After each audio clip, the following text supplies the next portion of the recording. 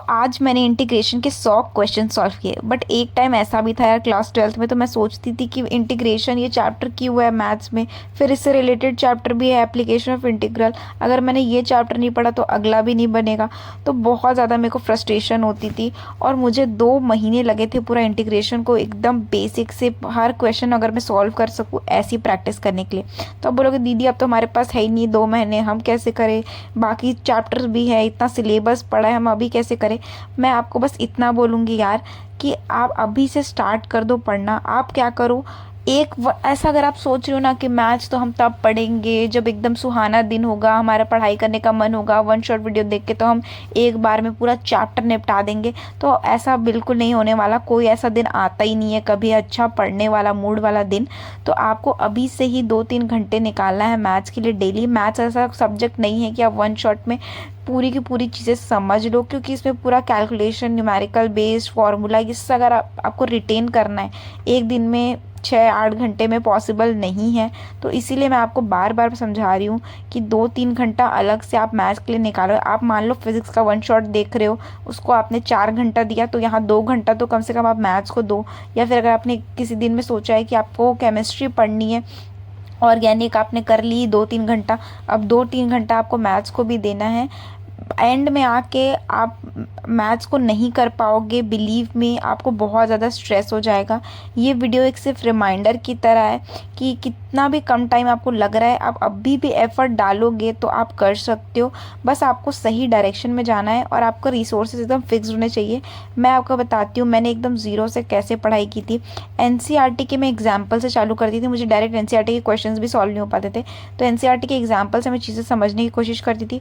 उसके बाद मैं करती थी एनसीईआरटी का एक एक क्वेश्चन, ठीक है, जो नहीं समझ में आता था मैं उसको बुक में मार्क कर लेती थी कि इसको आगे जाके रिवाइज करना है। उसके बाद मैं मिसलिनियस के क्वेश्चन करती थी। मिसलिनियस के क्वेश्चन एक बार में नहीं बनने वाले, बट याद रखना मिसलिनियस के क्वेश्चन हमेशा प्रीवियस ईयर क्वेश्चन में आते हैं, तो आप इसको नेगलेक्ट नहीं कर सकते। उसके बाद मैं प्रीवियस ईयर क्वेश्चन करती थी। प्रीवियस ईयर क्वेश्चन में रिविजन ही हो जाता था कि उसमें भी एनसीईआरटी के क्वेश्चन, उसमें भी मिसलिनियस के क्वेश्चन ही होते थे मोस्टली, और अगर 1-2 अलग क्वेश्चन होते थे तो मैं उसको भी मार्क कर लेती थी, ताकि ये जाके एग्जाम के पहले मेरे को रिवाइज करना है करके। बहुत लोग बोल रहे हैं दीदी हमारे पास बिल्कुल टाइम नहीं है, विजेता बैच के इतने लंबे लेक्चर हैं, आप कभी बोलते हो डिटेल्ड लेक्चर पढ़ लो। मैं ये सारी जो चीज़ें बताती हूँ ना आपको, ये हमेशा 95, 90 ये सब लाने के लिए मैं आपको बताती हूँ कि आपको पूरा पूरा रोड मैप जो देती हूँ मैं इसी इंटेंट से देती हूँ कि आपका एम जो है ना वो 95 से ऊपर है, ठीक है। तो उसके लिए आपको इतना तो करना ही पड़ेगा। और कुछ लोग बोल रहे हैं हमारे अभी आने वाले हैं प्रैक्टिकल्स, उसके लिए हमें बहुत ज़्यादा फ्रस्ट्रेटेड हैं, इतना इतना लिखना पड़ता है, हमारी ये क्लासेस हो रही है, हमको डेली स्कूल जाना पड़ता है, 7-8 घंटे तो स्कूल में ही निकल जाते हैं, हमारे प्री बोर्ड्स आए हैं, प्री बोर्ड के मार्क्स आए हैं, वो उससे हमारा दिमाग ख़राब है, तो हम पढ़ने नहीं बैठ पा रहे, डीमोटिवेट हो गए।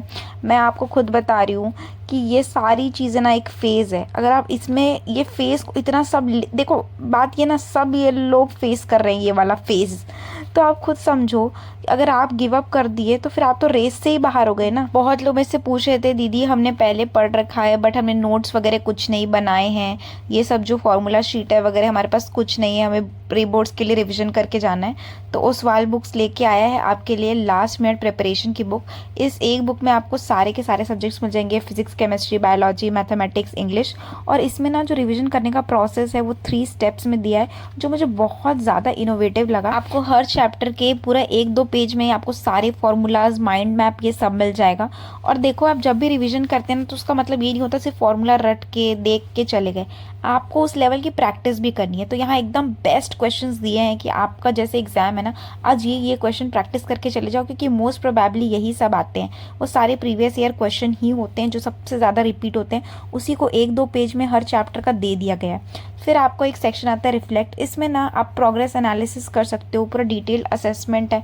मुझे ये बुक बहुत बहुत पसंद आई, मतलब एकदम लेटेस्ट पैटर्न के अकॉर्डिंग है, सारी चीज़ें कंसाइज वे में है। डेफिनेटली जिनके सेकंड प्री बोर्ड्स आने वाले हैं वो इसको चेकआउट कर सकते हैं। अगर आपको कोई भी वीडियो चाहिए या कोई भी हेल्प चाहिए तो आप मुझे कमेंट में बता सकते हो या आप मुझे मेल कर सकते हो, मैं हमेशा हूँ। और आप टेलीग्राम ज्वाइन कर लेना रेलेवेंट मटेरियल के लिए।